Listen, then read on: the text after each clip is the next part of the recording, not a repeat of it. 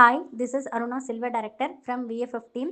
So நான் வந்து என்னுடைய ஹஸ்பண்டுக்கு சைனஸ் ப்ராப்ளம்காக நம்மளுடைய வெஸ்டீஜ் சப்ளிமெண்ட் அப்படின்றத சஜஸ்ட் பண்ணியிருந்தேன். ஸோ என்னுடைய ஹஸ்பண்டுக்கு சைனஸ் ப்ராப்ளம் அப்படின்றது கிட்டத்தட்ட ஒரு 10 இயர்ஸாக அவருக்கு இருந்திருக்கு. ஸோ டாக்டர்ஸ் கிட்ட போயிருக்காங்க. ஆயுர்வேதா, சித்தா இந்த மாதிரி இங்கிலீஷ் மெடிசன்ஸ் நிறைய எடுத்திருக்காங்க. பட் ஆனால் எந்த ஒரு மெடிசன் எடுத்துமே அவருக்கு வந்து க்யூர் ஆகவே இல்லை. மூக்கில் ஆப்ரேட் கூட பண்ணியிருக்காங்க. சதை வளர்ந்துருச்சுன்னு சொல்லி சொன்னதுனால ஆப்ரேஷன் கூட பண்ணோம். பட் அப்போவுமே வந்து அந்த சைனஸ் ப்ராப்ளம் அப்படின்றது சரியாகவே இல்லை. ஆனால் நம்மளுடைய சப்ளிமெண்ட் அப்படின்றது எடுத்துக்கும் போது அவருக்கு வந்து கண்டினியூஸாக வந்து 1 இயராக அவர் எடுத்துகிட்டு இருந்தார். பட் ஆனால் ரிசல்ட் அப்படின்றது ஃபஸ்ட்டு 2 to 3 மந்த்ஸ் ஸ்டார்டிங்லேயே அவருக்கு கொஞ்சம் கொஞ்சம் ரிசல்ட் அப்படின்றது தெரிய ஆரம்பிச்சது. ஸோ ஸ்டார்டிங்கில் அவருமே எடுத்துக்கிறதுக்கு கொஞ்சம் பயப்பட்டார். என்ன மெடிசன் எடுத்தாலுமே சரியாகலை, இதில் மட்டும் எப்படி சரியாகும் அப்படின்ற ஒரு நம்பிக்கை இல்லாமல் இருந்தார். பட் நான் வந்து அவருக்கு சொல்லி புரிய வச்சு, இல்லை இதில் எடுத்துக்கிட்டிங்கன்னா கண்டிப்பாக சரியாகும், என்னை நம்பி ஒரு 3 மாதம் மட்டும் கண்டினியூ பண்ணுங்க அப்படின்னு சொல்லி நான் பேசி அவருக்கு புரிய வச்சு நம்மளுடைய சப்ளிமெண்ட் அப்படின்றத நான் வந்து சஜஸ்ட் பண்ணியிருந்தேன்.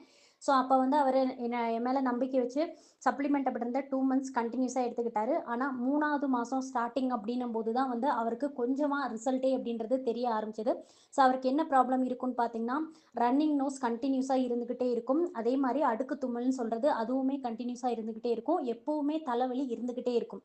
ஒரு சின்ன பத்தி ஸ்மெல்லோ ஏதோ ஒரு ஸ்மெல் மூக்கில் போனாலுமே அவருக்கு தும்மல் வந்துக்கிட்டே இருக்கும். கொஞ்சமாக காற்று போனால் கூட அவருக்கு தலைவலி, அந்த ரன்னிங் நோஸ் அப்படின்றது இருந்துக்கிட்டே இருக்கும். ஸோ இந்த மாதிரி ப்ராப்ளம் தான் அவர் வந்து ஃபேஸ் பண்ணிக்கிட்டே இருந்தார். அவரால் நிம்மதியாகவே இருக்க முடியாத ஒரு சூழ்நிலையில் தான் இருந்தாங்க.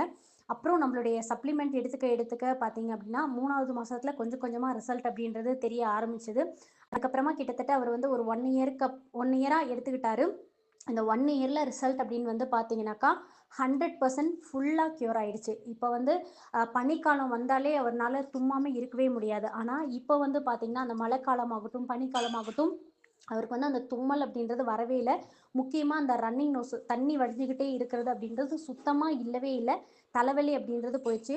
ஸோ ரொம்ப பெரிய ஒரு ரிசல்ட் அப்படின்றது நம்மளுடைய வெஸ்டீஜ் சப்ளிமெண்ட் கொடுத்துருக்கு. ஸோ எங்கள் ஃபேமிலியே ரொம்ப ஹாப்பியாக இருக்கும். ஏன்னா அவர் அவர் அவர் வந்து ரொம்பவே கஷ்டப்படும் போது அது கண்டிப்பாக எங்களால் பார்க்கவே முடியாது. டாக்டர்ஸ் கிட்ட போனாலும் சரியாயிருன்னு சொல்லி சொன்னாலுமே அது சரியே ஆகலை. ஆனால் நம்மளுடைய வெஸ்டீஜ் சப்ளிமெண்ட் எடுத்துக்கும் போது அந்த அளவுக்கு சூப்பரான ஒரு ரிசல்ட் கொடுத்து உண்மையாலுமே அவர் ரொம்ப ஹாப்பியாக இருக்கார். இப்போ அவர் மெடிசன் எடுத்துக்கிறதே நிறுத்திட்டார். நம்மளுடைய சப்ளிமெண்ட்டை ஸ்டாப் பண்ணிட்டாரு.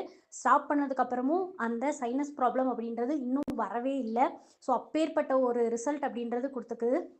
ஸோ இந்த சப்ளிமெண்ட் அப்படின்றது வந்து நம்ம எடுத்துக்க தான் ரிசல்ட் கிடைக்கும். ஸோ நார்மலாக டாக்டர்ஸ் கொடுக்குற மெடிசனுக்கும் இதுக்குமே நிறைய டிஃப்ரென்ஸ் இருக்குது. ஸோ சப்ளிமெண்ட் அப்படின்றது பர்மனெண்ட்டாக வராமல் தடுக்கிறது தான் சப்ளிமெண்ட். ஸோ அதுலேயும் நம்ம வெஸ்டீஜ் சப்ளிமெண்ட் உண்மையாலுமே அது உண்மை அப்படின்றத எங்கள் விஷயத்தில் கண்டிப்பாக ப்ரூஃப் பண்ணியிருக்கு. ஸோ நாங்கள் ரொம்ப ஹாப்பியாக இருக்கோம். தேங்க்யூ. Wish you wealth.